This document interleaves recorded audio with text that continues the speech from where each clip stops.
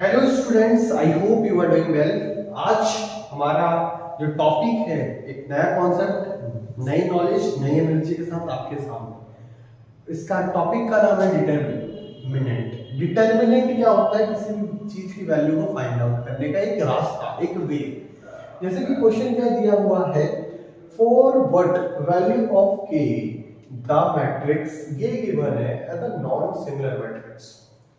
सबसे पहले आपको मैं एक चीज बताना चाहता हूँ, सिंगुलर मैट्रिक्स कौन से होते हैं और नॉन सिंगुलर मैट्रिक्स कौन से होते हैं।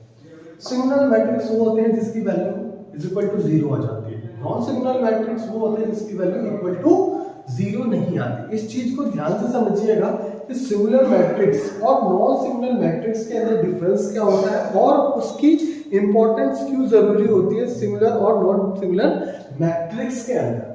ठीक है, अगर आपने उस चीज को समझ लिया तो आप आसानी से अपनी वैल्यू को निकाल सकते हैं। तो जैसे कि आपके पास ए मैट्रिक्स दिया हुआ है, तो सबसे पहले मैं क्या करूंगा, ए डिटरमिनेंट निकालूंगा। क्या निकालूंगा? ए डिटरमिनेंट निकालूंगा। ए डिटरमिनेंट निकालने का सिंपल सा मेथड है। जैसे कि आपको पता है कि ये 2 बाय 2 का मैट्रिक्स है, इसको इससे मल्टीप्लाई कर दो, इसको इससे मल्टीप्लाई कर दो। ठीक है, इसको इससे मल्टीप्लाई कर दो और क्रॉस मल्टीप्लिकेशन करना है। जैसे कि 2 multiply by 50 minus 10 5k minus 2। Just a minute, 5k minus 2, तो 15 टू से कितना होगा 30 माइनस, अगर मैं इसको इससे मल्टीप्लाई करूंगा तो ये कितना बन जाएगा 50k, इससे करूंगा तो कितना बन जाएगा माइनस का 20। ठीक है, माइनस का 20 हो गया। अब जब मैं साइन एक दूसरे में चेंज करता हूं तो ये हो जाएगा 30, ये हो जाएगा माइनस का 50k, ये हो जाएगा प्लस का 20। अगर आप सम करोगे 20 और 30 तो कितना हो जाएगा 50 minus 50k।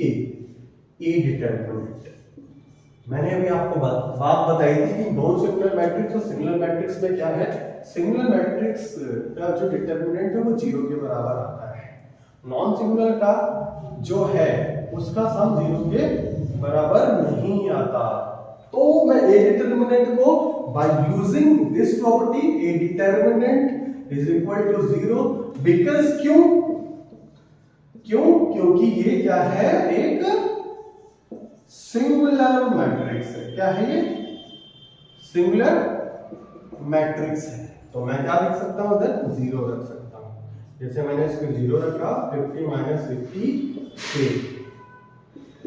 50k is equal to 50 से 50 कट गया तो k की वैल्यू कितनी आई 1।